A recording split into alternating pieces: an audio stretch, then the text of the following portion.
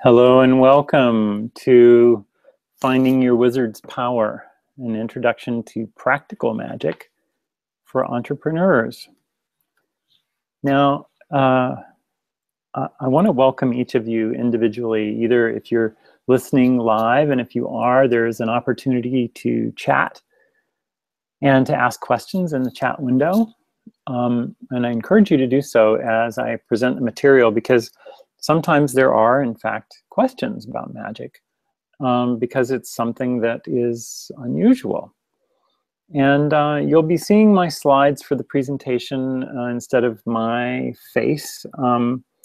However, if you want to see my face, there's a couple of slides that have my face in it, and I'll probably turn the slides off toward the end and as I answer the questions. But I wanted to let you know how to tell if you're in the right place. So magic is really useful for you if all the parts of your business and your life are working individually, but something is still not quite right when you look at the whole. Magic and the way that I teach magic are really useful when things on the surface seem like they should be working, but they're not. Another way that you can tell is if you're stuck at a level or blocked with some specific thing and you can't get past that block, you know, whatever is keeping you there, because magic can unlock the blocks. Another way to tell that you're in the right place is that if somebody else seems to be holding the keys to your success and maybe even your life. This is a really common feeling. And it's a feeling that, okay, there is some secret out there, and I just don't know what it is. But there's something else or someone else in control. And finally, from what you can tell, you're doing all the right things, but you just can't make some parts of your business and your life work. And finally, of course, you want magic, you know? Like you want some magic in your life. And we're talking, I'll be more specific about the kind of magic that we're talking about, you know, as we get further into the call. And we've only got about an hour today, and I'm going to try and leave some time at the end for your questions. And I'm going to also let you know how you can qualify for a complimentary strategy session with me. And give you the address to go do that. Because ultimately, I want you to know as much about magic as possible, and I can't teach you everything that I know on a single webinar. So there's going to be a way for you to connect with something bigger at the end of the call if you'd like to do that. So welcome. You might be wondering, well, what's all this magic business about anyway? I've done fine in my life so far without magic, and there's no guarantee that magic will get me what I want any faster than I can already get it. Or you might be thinking, well, who is this sage guy? Some of you actually already know me, and they're probably still saying, who is this sage guy? And why should I want to listen to him about magic? Well, I'll explain all of that, right? I promise I'll get to all of that. But I want to just start with a reminder. There's me, by the way. I want to start with a reminder that we are actually wanting to work at a level beyond the mundane. Now, this is an actual picture. It's not a faked or photoshopped picture. It's a picture of bioluminescent algae in the water. And it's actually beyond the mundane. It's something magical that happens in the real world, right? And I'm using this to remind you that the essential thing that you need to know about running your business is not about business at all, right? There is a third level, right? There is business training. Most people know they need some business training. Then there is what we call inner game stuff, you know, and there's a famous guy named Tim Galway who wrote a book called The Inner Game of Tennis, which was the first inner game book that was written. And that inner game book sort of defined what we meant by, you know, the stuff that's invisible to us as business people, but visible to our unconscious minds. But magic actually is the third rail there. It's something that goes beyond business training and beyond the inner game. Now, there is this quality of magic that people can understand from Penn and Teller and from the, you know, Chris Angel and the magic shows that are out there. And most of that magic, hand magic, is called legerdemain. And legerdemain is like sleight of hand. It's the stuff that people do that is essentially tricking you. You know, they're using a large gesture to hide a small gesture. And the large gesture is unimportant, it's showy. The small gesture is where the actual thing is happening, and they're hiding that from you, right? It's a trick. You know, that's why they call it a trick, because they're misguiding you. Well, the kind of magic that we're doing is not that kind of magic at all. So I'm going to start with a quote, or continue, because we started long ago, right? I'm going to continue with a quote from Arthur C. Clarke. And this is Clarke's third law, and his other two laws are sort of equally profound and silly at the same time. And he says that any sufficiently advanced technology is indistinguishable from magic.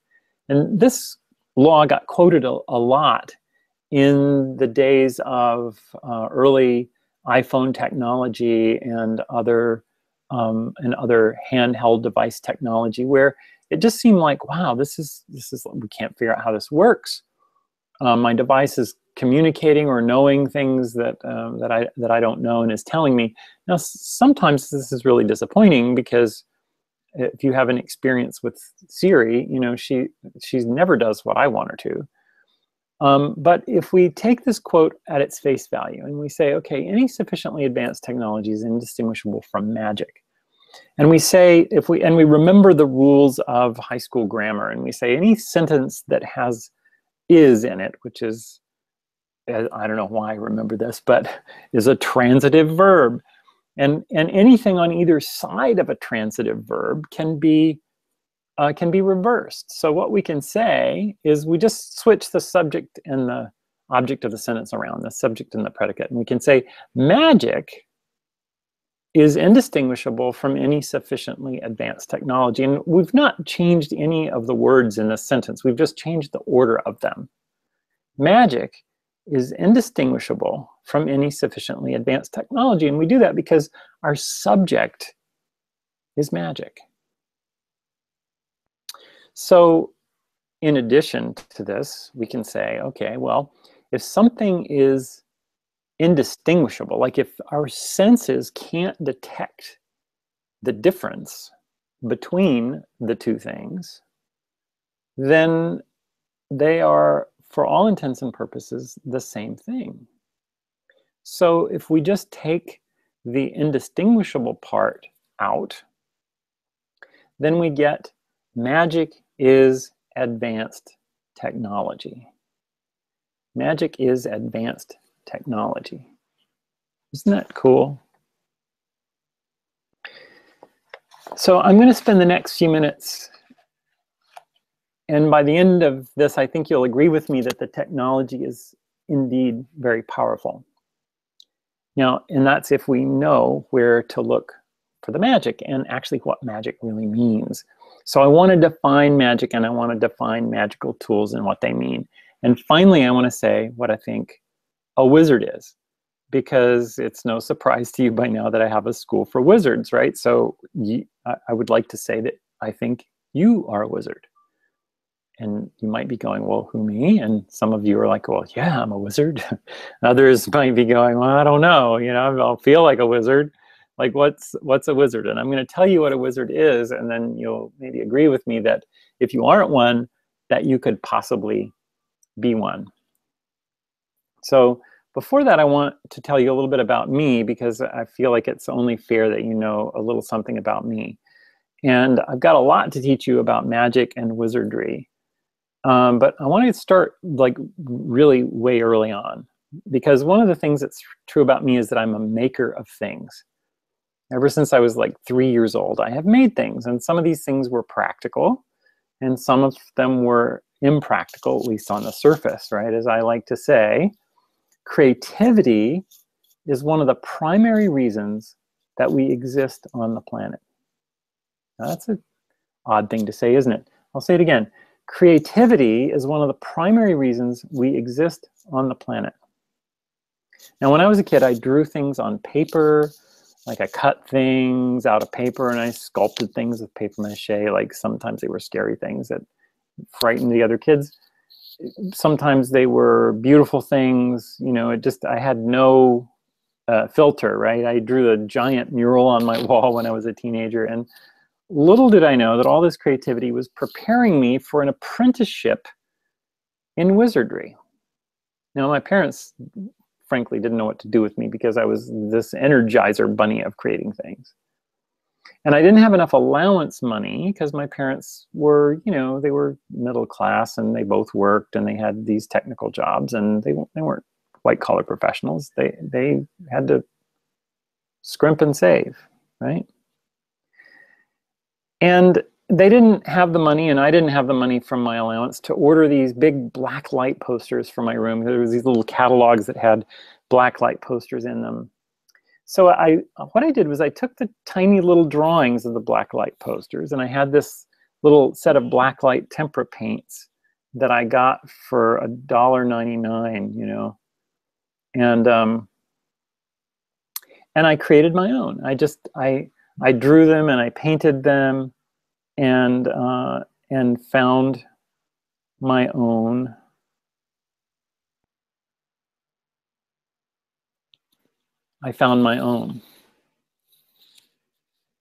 Okay, I'm gonna do a little change here. There we go. Now I'm hoping that you can now see my screen. And all right, here we go. Thank you, Gifford, for letting me know that I was not presenting to everyone. And I think that at this point we'll be able to see them. So Gifford will let me know if you can now see the screen. Okay. Now you should be seeing a picture of me, not me flapping my lips, but a picture of me with my windblown hair. So if you can see that, like, let Gifford know in the sharing, and I'll if not, then I'll make it change again. So I was just saying how, like, okay, I had this need or want, a desire to have these blacklight posters, and I didn't have the money to get them. So I just figured out a way to create them for myself. Now, I want you to get the principle of this, because you don't actually have to be an artist, right, of any kind, to go through this process of being a wizard, or even a maker of any kind. All you need to do is just keep an open mind about how creatively you show up in the world, right? I want to tell you a little bit more. Okay, looks like people still can't see the screen. I'm going to try doing that.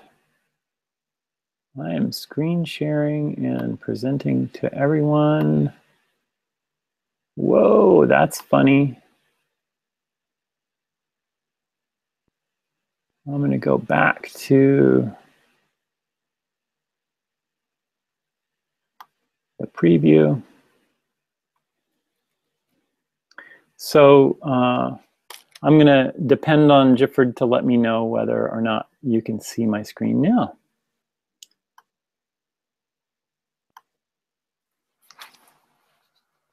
So I want to tell you a little story. It's about an archetypal journey, right? And this is about a story in a house. Now, I've been studying magic and ritual and creative intelligence for over 30 years. And I've done things like manifested a home. I'll tell you about that in a second. I manifested a home while I was on medical disability.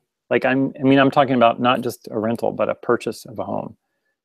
And I've manifested friends and lovers and new jobs and money all my life. But I didn't always know what was causing this to happen.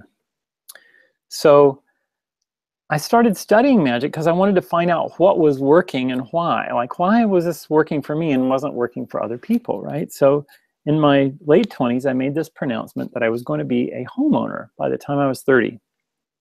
And it was in the late 80s. It sort of gives you an idea about how old I am.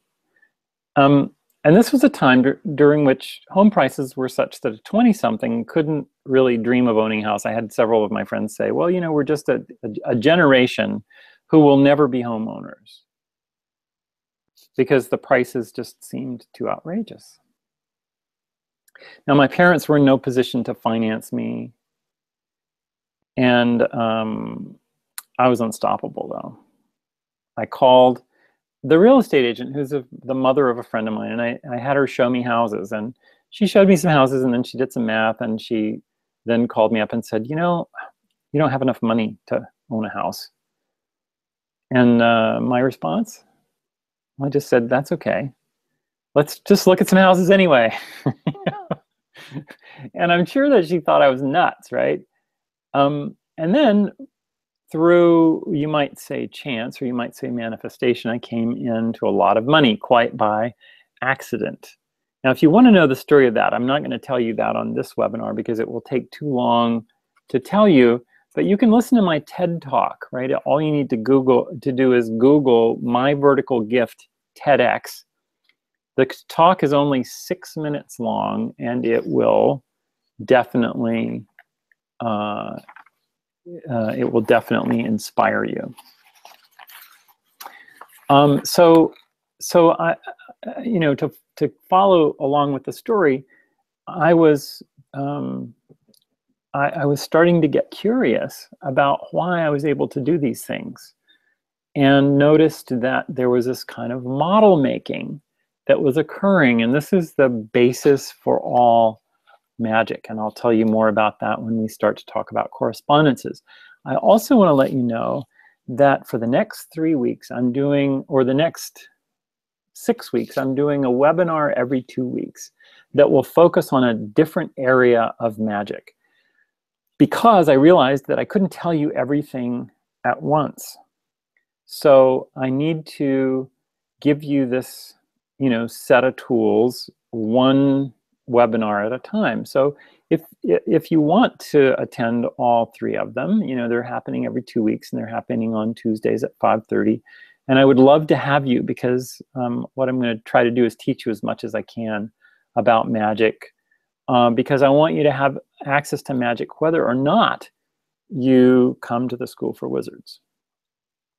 So let me give you a couple of definitions. I told you I would give you a definition for wizard and of magic, and I'm going to do that right now. So a wizard is a person of either gender. Yes, ladies, you can be a wizard, and you are. And this is a person of either gender who is living their life the way life was designed to be lived. That's a really important phrase. The way life was designed to be lived. I postulate that we have no idea in today's modern world how life was designed to be lived. And a wizard lives that with a balanced feeling of power and with the knowledge and skills to do things that others might think impossible. Now, what I like to say is I teach people to do the impossible, but I don't really teach people how to do the impossible. I just teach people how to behave in such a way and how to live their life in such a way that it seems like they're doing the impossible, but they're still following the rules of the universe, right? Now, that is actually further elucidated in my definition of magic, which is a set of tools and techniques that wizards can use to influence probability in the direction of what they desire. Now, that's the definition, and the sort of add-on to this that I felt like I needed to add is when wizards do this effectively, it can seem like they're doing the impossible, but wizards are living by the same universal laws as everyone else. Let's go back to that original definition, though. A set of tools and techniques that wizards can use to influence probability in the direction of what they desire. So this is a really odd thing.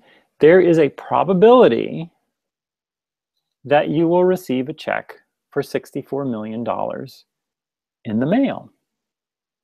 Now that probability is very, very, very low. So the amount of magic that you would have to do in order to make that happen is a lot of magic. But let's just say that you are interviewing for a job and you really want this job and you're qualified for the job, but there are lots of other candidates for the job. Or you're having a conversation with a potential affiliate partner and you want to be sure that they will promote for you, and you want to do this fun thing with them and you want to make sure that they do it. Well, there is a probability that will happen too, and the probability is higher. So what magic does is it increases the probability in the direction of what you desire. Isn't this cool? Now, you cannot map the invisible world directly, right? So when we're dealing with probabilities and desires and those kinds of things, you're dealing with a world that we cannot see, right? And the magic is science, right? But it's the science of the unseen. Now, this brings me to what they used to call it, and I've not yet found, I'm going to say never, but I've not yet found a word for this that works better. But it is called occult science, because occult just means hidden. It's that which is hidden from us.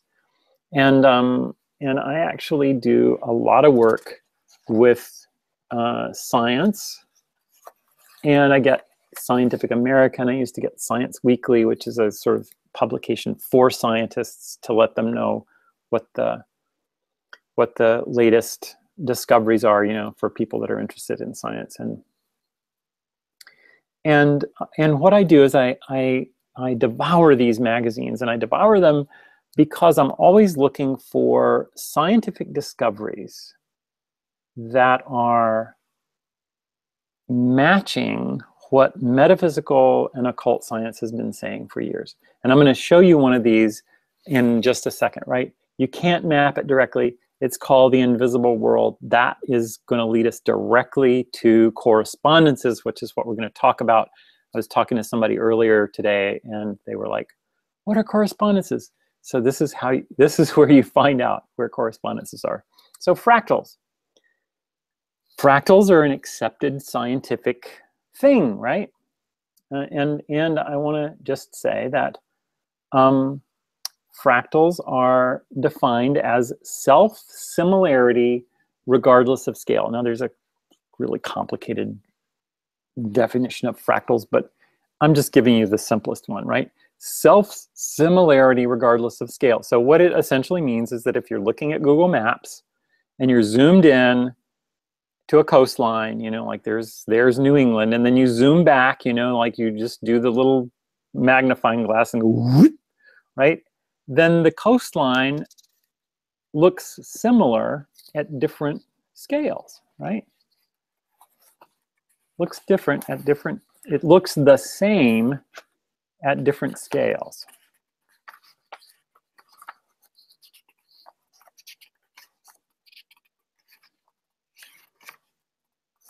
Sorry, I'm having my computer reprinted things. So I just had printed a lot of material in the middle of what I was talking about that was the same as what we just talked about. So this actually relates to a notion in metaphysical science, which is called as above, so below. Or let me just be very specific. It is that which is above is similar to that which is below, right? Now, it's shortened to as above, so below. But the original language actually more closely echoes the language that's used by science to define fractals. It's self-similarity, not self-sameness. That which is above is similar to that which is below, right? So stay tuned for the next Wizard webinar where I'm going to teach you the 5 paths that you could study in the School for Wizards, right? That would be manifestation and spells and incantations and rituals and something mysterious called correspondences. And this mysterious thing called correspondences is what we're going to talk about today. They seem strange until you remember that which is below is similar to that which is above. And that which is above is similar to that which is below. There's a correspondence, you see, between above and below, right? Below is the mundane world where we live, but it could just as easily be said as above, right? And above, even though, like I said, it's not really directional like that, is the invisible world. Now, the language of this is as above, so below. But the actuality is that the invisible world is actually right inside the visible world. Like it's right under our noses.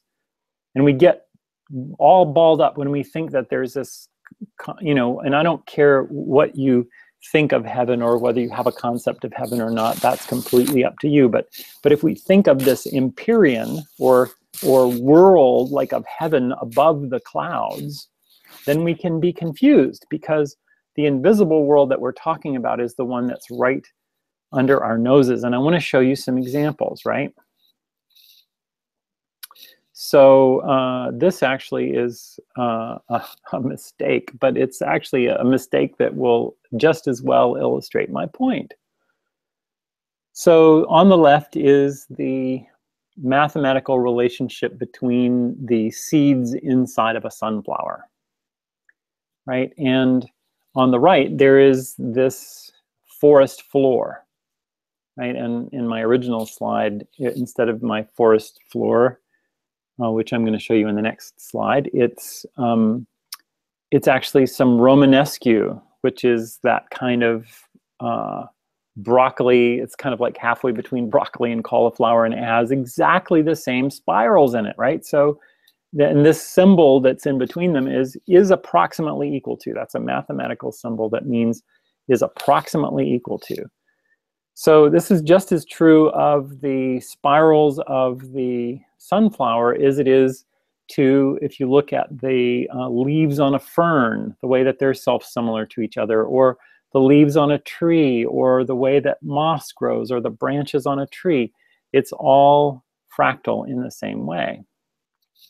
So let me tell you a little bit more about how correspondences work.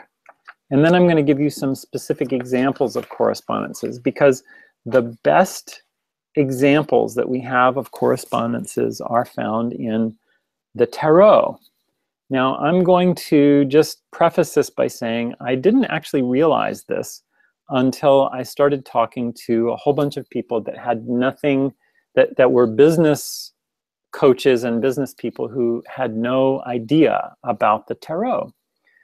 And they said, well, I think the tarot might be this kind of scary thing that is like on the verge of evil. And I'm like, oh dear, that's really unfortunate, because the tarot is actually something that if you have a deck of tarot cards on a desert island, you can actually learn everything that you need to learn about how to live and be in society. But it's a collection of archetypes. And archetypes are bigger than us. And I'm going to illustrate that in the next few slides. So let's just say that we have these archetypes, and I'm not going to get into the nitty-gritty of the tarot right now, but let's just say that there is a subset of the tarot deck of 78 cards is a set of 22 cards that represent archetypes. And archetypes are bigger than human experience. And I'm going to try and illustrate how they are and what the correspondences that we might come up with how they can benefit us in just a moment. So let's first look at the Empress card on the left. Now this is the Empress card from the Sage Tarot deck, which is my tarot deck. I spent 7 years creating it. Ouch. Somebody said I couldn't spend 7 years doing anything, and I don't know, I can't tell you why I was able to spend 7 years creating this, but I did. I did it. And I had to understand the cards that I was creating and understand the correspondences. The Empress is a really interesting one, because the Empress is represented, you know, some of the correspondences are obvious inside the card itself. So the goddess that we're looking at is the goddess Artemis, and this was inspired by a Roman bas-relief on a frieze that had, you know, Artemis holding these snakes and these ears of wheat, these sheaves of wheat. And you can tell a few things from the card just by looking at the card, that she's pregnant, right? She has this sort of pregnant belly, and she has these 12 stars over her head, and she's got a sort of crescent moon underneath her foot. And she's got this wand with a lotus on the top of it over one knee. And then to her right and our left is a shield that has a dove on it, you know, or a bird of some kind, right? We think it's a dove. So those are things that actually all mean something, right? So what does being pregnant mean? You know, it means that she's the archetype in which reproduction occurs. And if you look at the is approximately equal to, you could easily say that the Empress was approximately equal to this forest that we saw in the previous card, right? So we've got this beautiful forest, and if we see the energy of the Empress, you know, she's holding the sheaves of wheat, and there's corn underneath, and there's greenery and trees in the background and roses. You can go, oh yeah, she's about that. She's about that. But then let's take a little bit deeper look, right? So those 12 stars over her head could easily represent the 12 signs of the zodiac, which would represent the 12 months of the year. So we have on the right-hand side of the card the 4 seasons. So yeah, here's an opportunity for us to like look at the Empress as representing the 4 seasons. So not only is it the crush and press of all living things, you know, that sort of boundless growth of nature, but it's the passage of time, it's the seasons, it's the burgeoning in spring and the fullness of summer and the dissolution of fall and the harvest of fall, you know, where you're bringing in the fruits of the year, and then you have the barrenness of winter. That's all contained in the Empress too, right? And you can begin to see that she's already teaching us lessons, right? Just by the existence of this card, if we know where to look, we're getting lessons about the way that the seasons operate. We're getting lessons about harvest and about transformation, which is what the snakes represent, right? I'm not even going to go into all of these, but I just want to give you an idea of the richness of a single card and what it can mean to your life and your business. So if we take this into our lives or our businesses, then we can say, okay, well, what is the lesson of the 4 seasons to my business? Does it mean that there is a natural cycle to my business? You know, that when I, you know, go get into a new market, or when I have a set of sales conversations, that perhaps there's a cycle, right? You know, and maybe there's a cycle to each customer, right? There's a harvest, you know, and maybe that cycle is telling us that, you know, even though the customer has gone, like our client or our customer has gone through an entire cycle, that, you know, guess what happens after the winter? Spring comes again. So we've got an opportunity to cycle, and if we use the lessons of the Empress in our business, then we can begin to understand, hey, there's real benefit to studying this stuff. Then there's yet another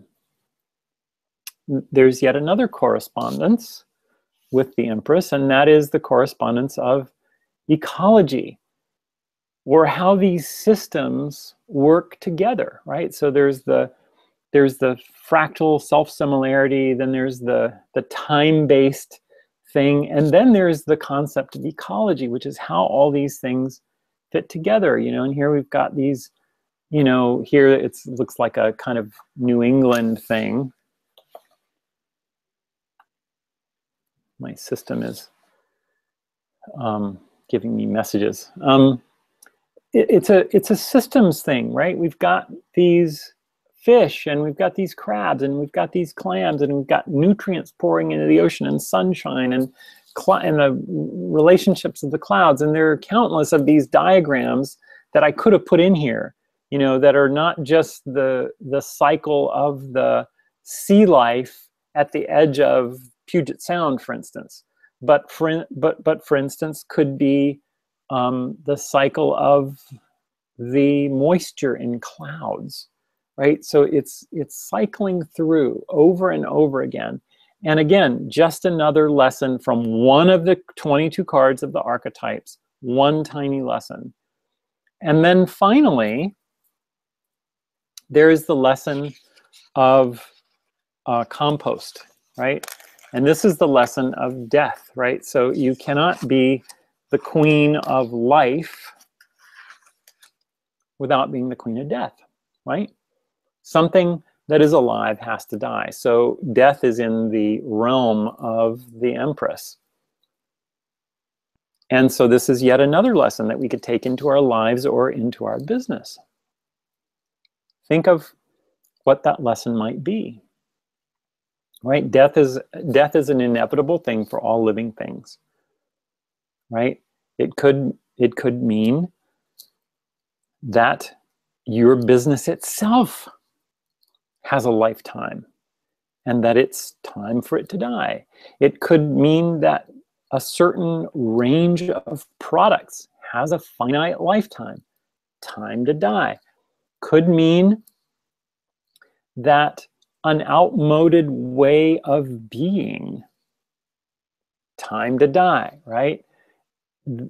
And what happens in death, you know, and we can see this in compost, is that all this garbage that's up at the top, you know, and greenery and food scraps and so forth gets moved into this really rich loam or compost that then feeds everything else, right? So So we get trained when we are thinking about our businesses and our lives to think in these sort of one-dimensional, single-shot things like, okay, the business has to be successful and it's got to turn profit hand over fist, and it has to be on a constant increase of profit. But when we think that, then we're missing the lessons of life, right? And when I said that a wizard lives life the way that life was meant to be lived, it's in recognition of the cycles of life, right? And remember, this is just one card of many, many cards in the deck that have different and specific lessons. You learn lessons in the archetypes about strength and beneficence or kindness. You learn lessons about ego and how important it is, and how tragic it is to ignore your ego. You learn lessons about the soul and what the soul might want, like what the invisible part of you might want, which could be shocking to you.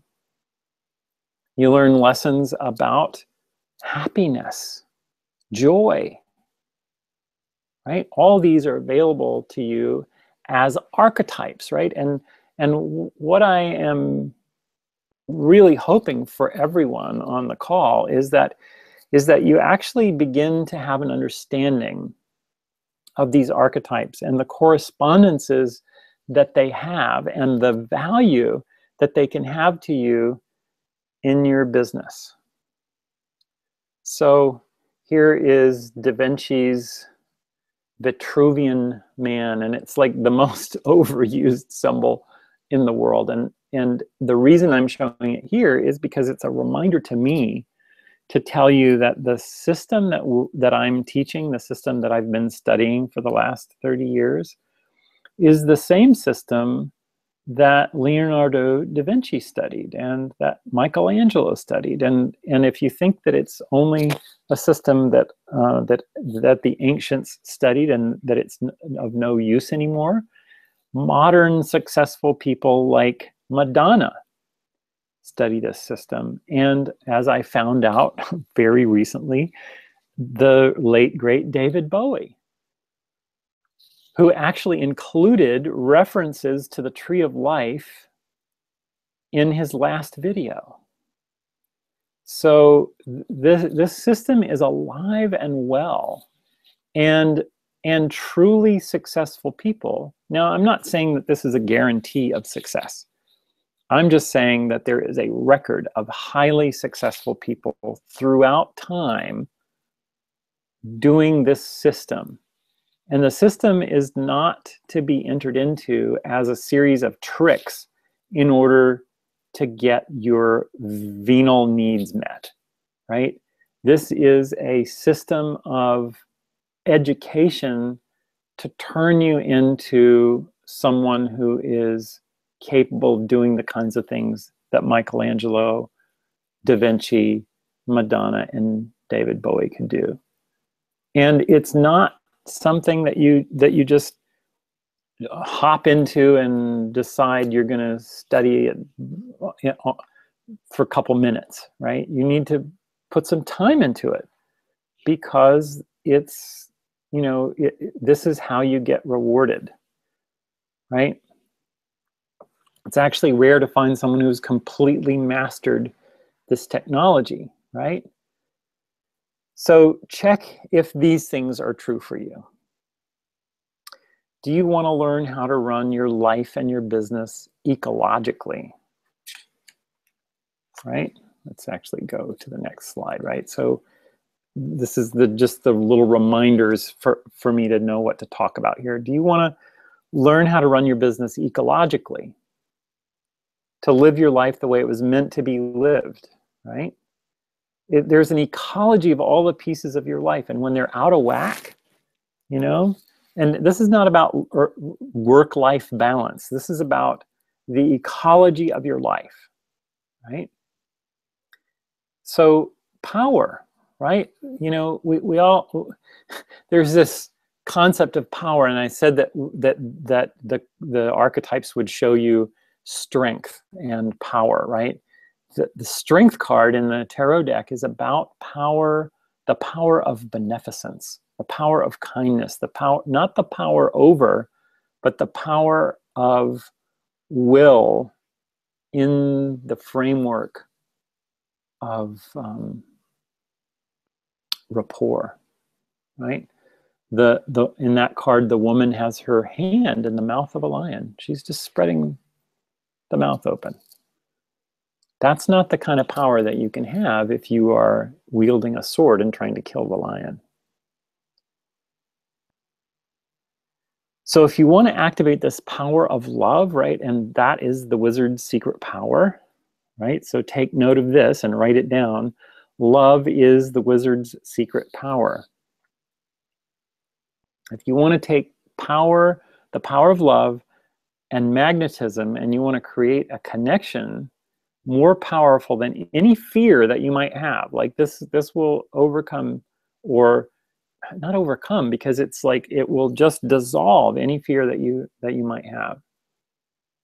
If you want to be empowered and so sure of your purpose that you can serve your world and your people without hesitation.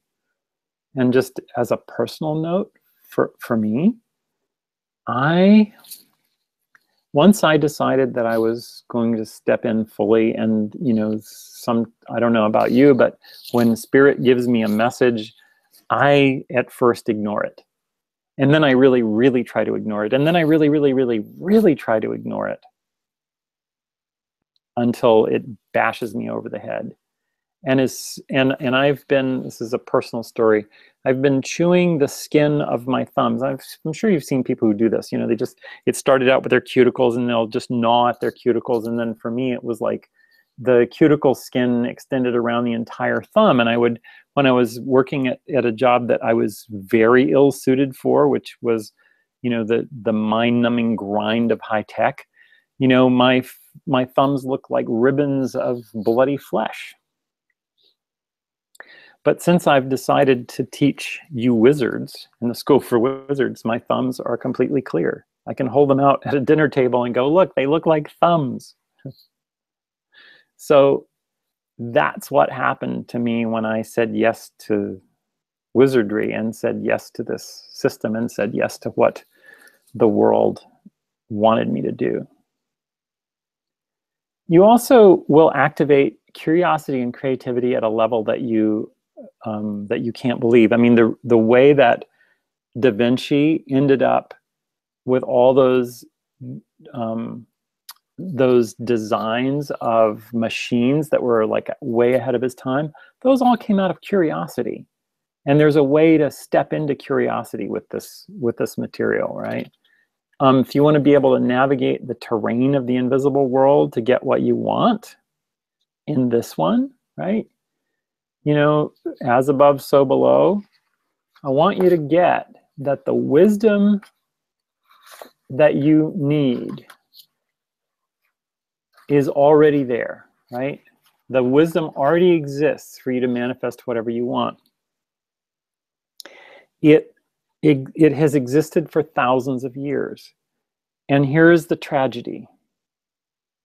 The tragedy is that about 350 to 400 years ago, at the age of so-called enlightenment, the new god that was worshipped was the god of science.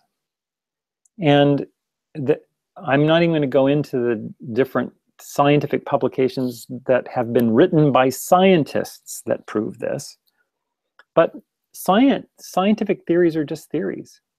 And it can be illustrated by even the theories of physics, that the paradigms of those fall through. The floor falls through. The floor fell through Newtonian physics. The floor fell through the laws of relativity into quantum physics. Now, the rules of Newtonian physics and relativity still work. They still work within their own system, but we got a different view. And so the bottom fell out of that. The wisdom that we're talking about is wisdom that was born of generation after generation after generation of people understanding and noticing the subtle things that they did, both with their minds and with their bodies, and by creating models and the correspondences that they studied. And they noticed that these things worked. And they recorded that. And it wasn't just like, okay, we're going to just do this in an afternoon or even a lifetime. It was lifetime after lifetime after lifetime, generation after generation.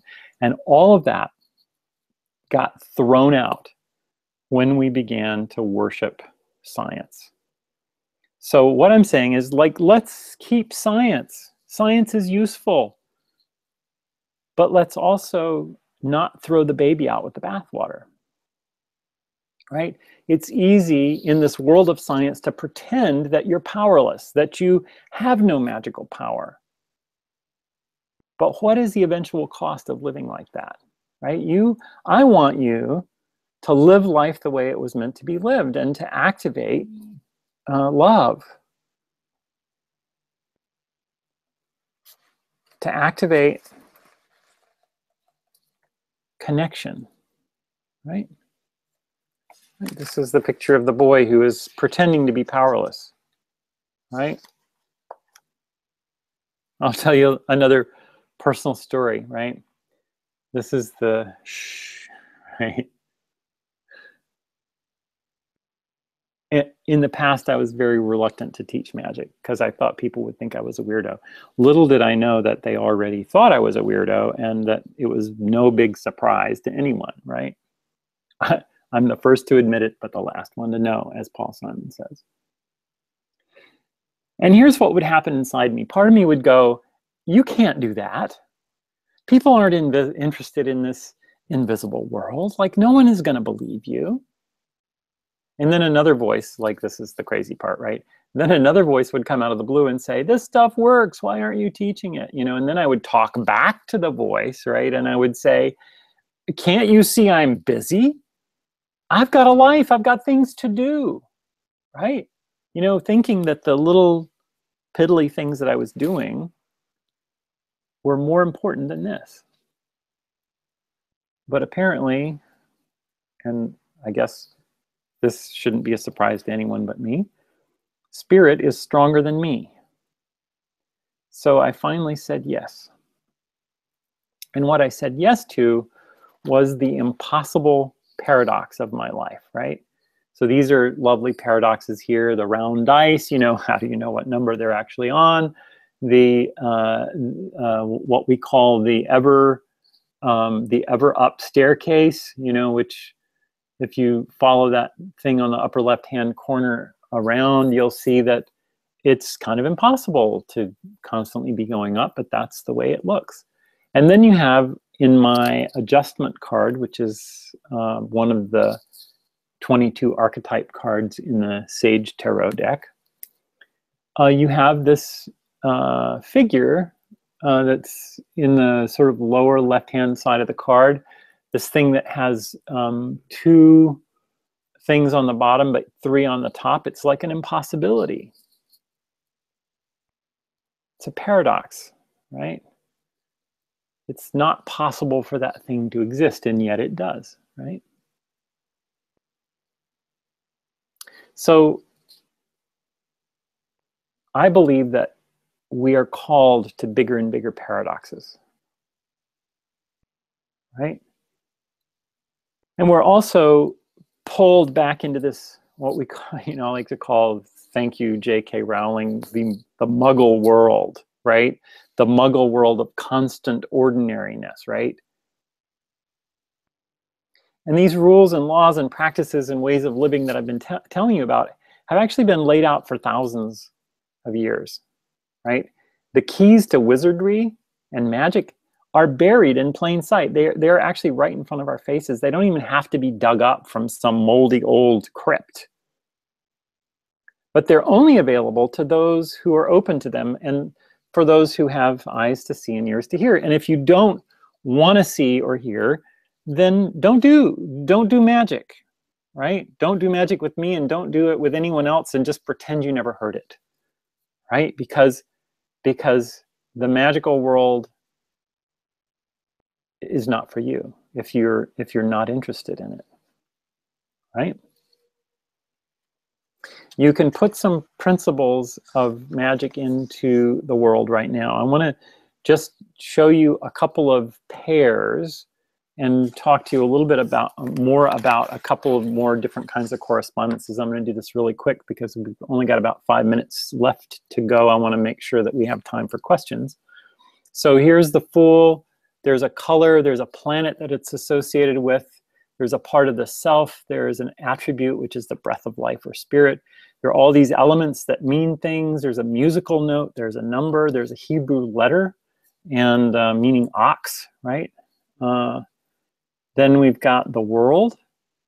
Colors, blue, black, planet is Saturn, attribute is dominion and slavery. How about that? Like, with a deck of tarot cards, you can find out everything you need about society, right? Dominion and slavery is right here in this card, right? There's a completely different set of elements in this card that all mean something. Musical note is A. Number is 21. Hebrew letter is Tav, meaning cross or mark. So with these cards, we have this like an amazing world that we can open up. Now I'm gonna invite you, if you want to know more about this world and you want to know more especially about what I call the keystone program in the School for Wizards. It's called the Path of Initiation, and it's something that you don't have to be physically located in a specific place to do. It's actually something that you can do with a group of people. A cohort starts in July, and another one starts in January. And the July one is starting to fill up right now. And if you're curious about that, or you're just curious about how the magical world can work better for you, then I invite you to go here for a free strategy session from me. It's www, and I don't think even that's important. You just go to theschoolforwizards.com, path-of-initiation. Theschoolforwizards.com /path-of-initiation. And I hope that this has been informative to you about correspondences and that you learned a little bit about how correspondences can actually be useful to you in your life and in your business. And what I'm now going to do is stop sharing my screen so that you can see my face. There we go. Hi, everyone. And now I can see the chat.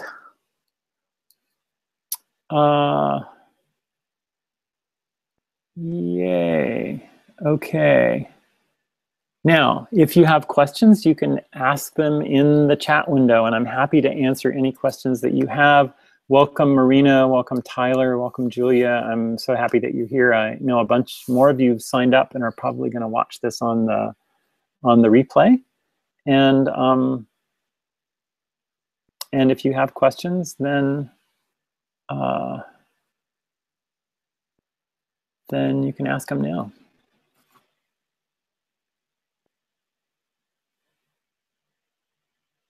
Okay, maybe I just preached too much. It's really good to have you all here. And if there are questions, you can always, oh, okay, where's the School of Wizards and what do you got to do to attend? Okay, so the School for Wizards, the campus to the School for Wizards is in various locations in California right now. So we have several places that we meet in Northern California, including Marin County and Davenport, California, and then some places that we meet in San Diego County in Southern California. And we're having an upcoming live meeting in very near Landers, California, where the Integratron is, and that's an event that I haven't told you about, but that will be that if you're signed up for the School for Wizards you'll see. I'll tell you the address again is theschool-for-wizards.com/path-of-initiation, path of initiation separated by dashes. And in order to attend the school, you just need to have your session with me where I tell you a little bit more about the school, and then you can see if the school is right for you and see if you're right for the school. I'm super excited about teaching as many people as I possibly can about magic, because what I want my legacy to be on this planet is that there is more magic in the world, and that people are actually using magic, people are actually using magic to get what they want, to increase the probability of a certain thing happening, based on what they desire. So,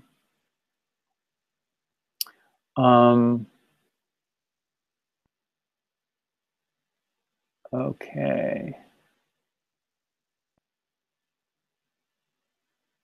All right. Any more questions? I am super happy that that I got to spend this time with you today. I'm really, really pleased and happy that you were here. And please take advantage of the free strategy session. It's like a half an hour with me. We get to discuss the School for Wizards, and specifically you. And more than likely, I will turn over some tarot cards for you to help determine what what the answers to some of your questions and problems are.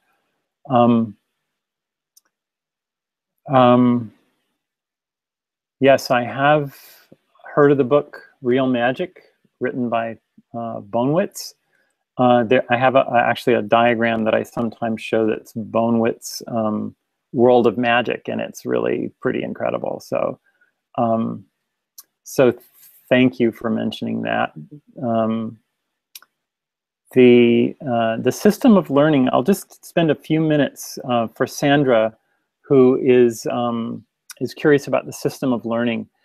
So the way that the path of initiation works is that you study with me for a year, and we meet twice a month on Zoom. So we see each other's faces. We develop an actual community with each other, and there are a series of optional events that you do also during the year. We have currently 4 events. In the fall, there is the Power of Magic, which is kind of the big event that is the overview of magic. And that's the event in which the people that have been in the school for a year get to initiate into either wands or cups or swords or plates, which are the 4 suites of the tarot.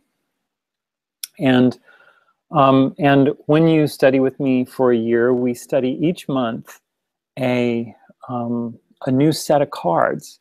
So and we do it the way that it was set up in the Hall of Initiation in ancient Egypt. So on the one side you have 0 to 11, and on the other side you have 21 to 12, and you walk down. 0 to 10, and then 11 to 21, and you walk down the Hall of Initiation in this series of meditations that we do, and people have the most amazing experiences having a one-on-one direct experience with these archetypes. And we share those, and then each month you have also an initiation that you need to perform or do in order to be able to graduate from the year of the School for Wizards. And we just got off of a 5-day vision quest that Marina, who is on the call, or was on the call, was one of our chefs for.